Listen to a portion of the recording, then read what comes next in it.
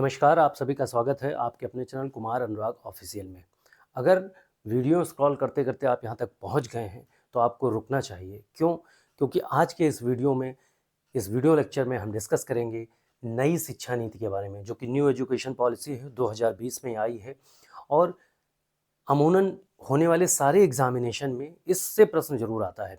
खास तौर पर अगर आप शिक्षक पात्रता परीक्षा एग्जामिनेशन दे रहे हैं तो निश्चित ही आपको यहाँ से एक आधा प्रश्न साइकोलॉजी के सेक्शन में, मनोविज्ञान के सेक्शन में या फिर एसएसटी के सेक्शन में देखने को मिल सकता है, या फिर अन्य किसी सेक्शन में भी आपको एक दो प्रश्न तो इसमें से निश्चित मिल सकता है। तो यह बहुत ही छोटा सा एक वीडियो लेक्चर है। अगर आप इस वीडियो लेक्चर को कंप्लीट करते हैं तो आप अपने इस एनईपी से संबंधित सारे क्वेश्चन को आसानी से कर पाएंगे। तो आइए शुरुआत करते हैं आज के इस वीडियो की। चैनल पे अगर पहली बार आए हैं तो चैनल सब्सक्राइब कर लें और उन दोस्तों को ज़रूर ये फॉरवर्ड करें जिन्हें इसकी ज़रूरत है। आइए शुरुआत करते हैं। सबसे पहले चर्चा करते हैं न्यू एजुकेशन पॉलिसी। देखिए, न्यू एजुकेशन पॉलिसी 2020 को आई थी और इससे पहले जो ओल्ड एजुकेशन पॉलिसी थी, यानी जो हमारी राष्ट्रीय शिक्षा नीति 1986 1986 से चल रही थी, उसके स्थान पे 2020 में कुछ बदलाव करके, कुछ संशोधन करके नई शिक्षा नीति लाई गई थी 2020 में, जिसको शॉर्ट फॉर्म में नेप 2020 कहते हैं, NEP 2020 कहते हैं, जिसका फुल फॉर्म होता है न्यू एजुकेशन पॉलिसी। अब देखिए, शिक्षा की जो पुरानी व्यवस्था थी 10+2, हम जानते हैं कि 10th तक की हमारी स्कूलिंग शिक्षा होती थी, उसके बाद 12th यानी 12th में हम इंटर पास कर लेते थे और इस प्रकार से 10+2 कक्षा 12 तक की हमारी पढ़ाई कंप्लीट होती थी। उस व्यवस्था को बदलकर अब एक नई व्यवस्था लागू करी गई है, जिसे 5+3+4 कहा जाता है। यानी कि यहाँ पर कई स्टेजेस बनाई गई हैं, जिसमें 4 अवस्थाओं को रखा गया है। पहली अवस्था 5 साल की, दूसरी 3 साल की, दूसरी फिर तीसरी 3 साल की और चौथी 4 साल की। आइए समझते हैं एक-एक करके इन सारी अवस्थाओं को। सबसे पहली स्टेज है फाउंडेशन स्टेज, जो कि 5 साल की होगी। फाउंडेशन स्टेज, ये प्रश्न यूपीटेट 2022 में पूछा गया था कि 5+3+3 4 है या 5+4, यानी इस सीक्वेंस को आपको याद रखना है। एग्जाम में ये डायरेक्ट ही पूछ लिया जाता है।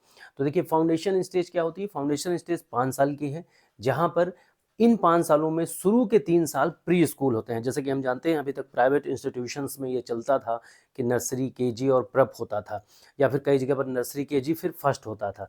लेकिन गवर्नमेंट इंस्टीट्यूशन में इस तरीके की व्यवस्था नहीं लागू थी। अब यह व्यवस्था लागू करी गई है कि जो फाउंडेशन स्टेज होगी वो कक्षा 5 साल तक की होगी और उस स्टेज में 3 साल प्री स्कूल होंगे, यानी प्री स्कूल यानी प्री स्कूल, बालवाड़ी, आंगनबाड़ी, बाल वाटिका, इस तरीके के जो स्कूल होते थे, प्ले ग्रुप के स्कूल होते थे, वहाँ पर 3 क्लासें होंगी, यानी नर्सरी, केजी, प्रेप। और उसके बाद 2 साल यानी 3+2 यानी 2 साल जो होंगे, अगले 2 वर्ष जो होंगे वो क्लास और फर्स्ट सेकंड के लिए है। तो आपको ध्यान रखना है, फाउंडेशन स्टेज में नर्सरी, केजी, प्रेप यानी प्री स्कूल, बाल वाटिका या प्ले ग्रुप को शामिल किया गया, प्लस कक्षा 1 और कक्षा 2 को सम्मिलित किया गया है। उसके बाद आती है प्रिपरेटरी स्टेज। प्रिपरेटरी स्टेज जो होगी वो 3 साल की होगी, जैसा कि मैंने आपको बताया था। इसी सीरीज में हमको ये पढ़ना है। 5 साल, पहली स्टेज 5 साल, दूसरी स्टेज 3 साल। इस 3 साल में क्लास 3, 4 और 5 को रखा गया है। थर्ड स्टेज होगी मिडिल स्टेज की, जिसमें कक्षा 6, 7 और 8 को रखा गया है। और चौथी स्टेज होगी सेकेंडरी स्टेज, जिसे क्लास 9, 10, 11, 12 रखा गया। आपको ध्यान रखना है, एग्जाम में कई बार क्वेश्चन पूछा गया है कि मिडिल स्टेज में कौन सी क्लास आएंगी, सेकेंडरी स्टेज में कौन सी क्लास आएंगी, कक्षा 9, 10, 11, 12 आएंगी। और इस सीक्वेंस को भी ध्यान रखा। पहली स्टेज 5 साल की, जिसमें प्री स्कूल क्लास 1 और 2। दूसरी स्टेज जो होगी वो प्रिपरेटरी स्टेज होगी 3 साल की, जिसमें कक्षा 3, 4, 5 आएगी। और तीसरी स्टेज होगी मिडिल स्टेज, जैसा कि वहाँ लिखा हुआ है मिडिल स्टेज, जिसमें क्लास 6, 7, 8 आएगी। और चौथी स्टेज जो होगी वो सेकेंडरी स्टेज होगी, जिसमें क्लास 9, 10, 11, 12 होगी। तो इस प्रकार से इन 4 अवस्थाओं का जिक्र किया गया है। अब देखिए, यहाँ पर एक चीज़ आपको और समझने की ज़रूरत है। इन चारों स्टेज में जो ऑब्जेक्टिव है वो अलग है, यानी कि जो टीचर ऑब्जेक्टिव है वो अलग है। हम बच्चों को किस तरीके से पढ़ाएंगे, इसके बारे में हम थोड़ी सी चर्चा कर लेते हैं, और वो उद्देश्य भी सबके अलग अलग। अब देखिए, ये फाउंडेशन स्टेज है, जहाँ पर प्री स्कूल होगा और बाल वाटिका होगी और क्लास फर्स्ट और सेकंड होगा। अब देखिए, यहाँ पर क्या है, जो प्रिपरेटरी स्टेज है, इसमें पहले 2 साल जो है, आप इसको ध्यान से अगर देखेंगे, पहले 3 साल प्री स्कूल है और अगले 2 साल जो है वो क्लास फर्स्ट और सेकंड है। अब देखिए, जब यहाँ पर बात छोटे बच्चों की हो रही है, यानी कि हमारी नई शिक्षा नीति ये कहती है कि प्री स्कूल और क्लास फर्स्ट और सेकंड तक के बच्चों को जो शिक्षा दी जाए वो गतिविधि आधारित शिक्षा दी जाए, यानी एक्टिविटी के माध्यम से पढ़ाया जाए, उनको खेल कूद के माध्यम से पढ़ाया जाए। तो हमारा उद्देश्य यहाँ पर क्या होना चाहिए, हमारा शिक्षण कैसा होगा, गतिविधि आधारित शिक्षण होगा। अगली स्टेज है प्रिपरेटरी स्टेज, जिसमें क्लास 3rd, 4th और 5th के बच्चे होंगे, जहाँ पर जो है थोड़े से बच्चे बड़े हो जाएंगे और यहाँ पर जो हमारा ऑब्जेक्टिव होगा वो बदल जाएगा और यहाँ पर हमारा ऑब्जेक्टिव होगा भाषा और संख्यात्मक कौशल का विकास कराएंगे। यहाँ पर लैंग्वेज सिखाएंगे और न्यूमेरिकल एबिलिटी जो है वो डेवलप करेंगे। इस स्टेज में, प्रिपरेटरी स्टेज में लैंग्वेज सिखाएंगे। प्रिपरेटरी जो भी स्टेज हमारी ये प्रिपरेटरी स्टेज है, इसमें लैंग्वेज सिखाएंगे और न्यूमेरिकल एबिलिटी डेवलप करेंगे। और विज्ञान और गणित, देखिए यहाँ पे दो बातें करी गई हैं कि विज्ञान और गणित की बुनियादी समझ को हम इसमें विकसित करने की कोशिश करेंगे। किस स्टेज में, प्रिपरेटरी स्टेज में। अब बात करते हैं मिडिल स्टेज की। अब देखिए मिडिल स्टेज में क्या होगा, विषय आधारित शिक्षण की बात करी गई है और कौशल विकास की डेवलपमेंट की बात करी गई यहाँ पर। यानी कि मिडिल स्टेज जो होगी क्लास 6, 7th, 8th, यहाँ पर बच्चों में स्किल डेवलप करने की, कोई स्किल जैसे कि जो है मिट्टी के खिलौने बनाना, मिट्टी के बर्तन बनाना इत्यादि, इस तरीके की कौशल स्किल की ट्रेनिंग देने की बात करी गई है। किस स्टेज में, मिडिल स्टेज में करी गई। अब देखिए सेकेंडरी स्टेज की बात करते हैं, क्लास 9, 10th और 11 की बात करते हैं, जहाँ पर बच्चे बड़े हो जाते हैं। तो यहाँ पर हमारी जो स्टेज होगी, इसमें विषयों को चुनने की आज़ादी होनी चाहिए बच्चों के पास और उनके अंदर आलोचनात्मक सोच होनी चाहिए, क्रिएटिव थिंकिंग उनके अंदर डेवलप करना है और उन्हें बहुविषयी शिक्षा, यानी कि वो जिस स्ट्रीम में जाना चाहें, साइंस, आर्ट या फिर किसी और स्ट्रीम में, वह स्ट्रीम उन्हें चुनने की आज़ादी होनी चाहिए। तो इस प्रकार से इन 4 स्टेज के बारे में डिस्कस किया गया है। वीडियो बहुत इंपॉर्टेंट है, बहुत बड़ा नहीं है। अगर आप इसे कंप्लीट करते हैं तो आपके अंदर एक समझ भी विकसित होगी नई एजुकेशन पॉलिसी को लेके और डेफिनेटली आप इससे संबंधित सारे प्रश्नों को मैं यहाँ पर कवर कर दूंगा। अब आइए इसके अगले हिस्से में हम डिस्कस करते हैं कुछ इंपॉर्टेंट क्वेश्चंस के बारे में जो इस एनईपी से डायरेक्ट पूछे जा सकते हैं। तो देखिए सबसे पहला क्वेश्चन जो अक्सर पूछा जाता है एग्जामिनेशन में, क्वेश्चन फर्स्ट हम डिस्कस करते हैं कि जो ये नई एजुकेशन पॉलिसी बनाई गई थी, इस नई एजुकेशन पॉलिसी को तैयार करने वाली समिति के अध्यक्ष कौन थे। तो अगर हम अध्यक्ष की बात करेंगे तो ये थे के कस्तूरी रंगन। ये प्रश्न पूछ लिया जाता है, इस समिति के अध्यक्ष कौन थे। तो इस समिति के अध्यक्ष थे के कस्तूरी रंगन।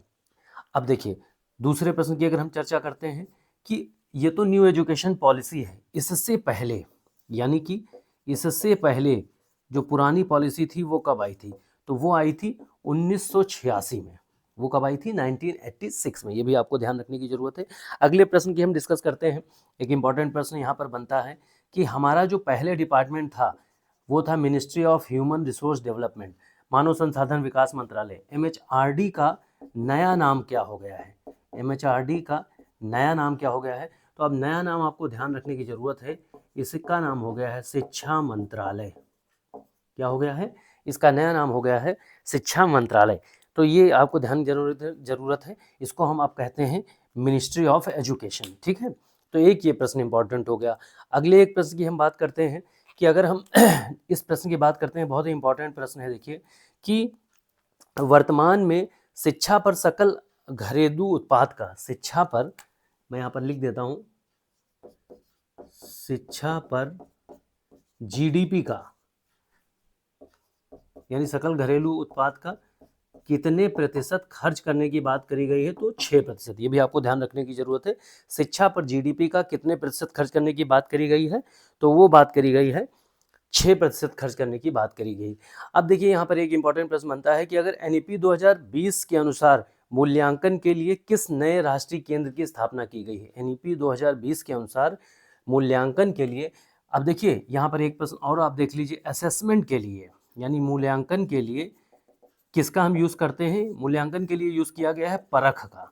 ध्यान रखने की ज़रूरत है आपको। इसका एक ऐप भी है और स्कूल में इसको प्रयोग किया जाता है। तो असेसमेंट के लिए किस राष्ट्रीय केंद्र की स्थापना की गई है, और वो है परख। तो इस प्रकार से NEP से संबंधित सारे प्रश्न मैंने आपको करा दिए हैं। एग्जाम में अगर आप इतना ही कंप्लीट कर लेते हैं तो निश्चित ही आपको एक या 2 क्वेश्चन देखने को मिलेंगे और जिससे आपका स्कोर बेहतर हो पाएगा।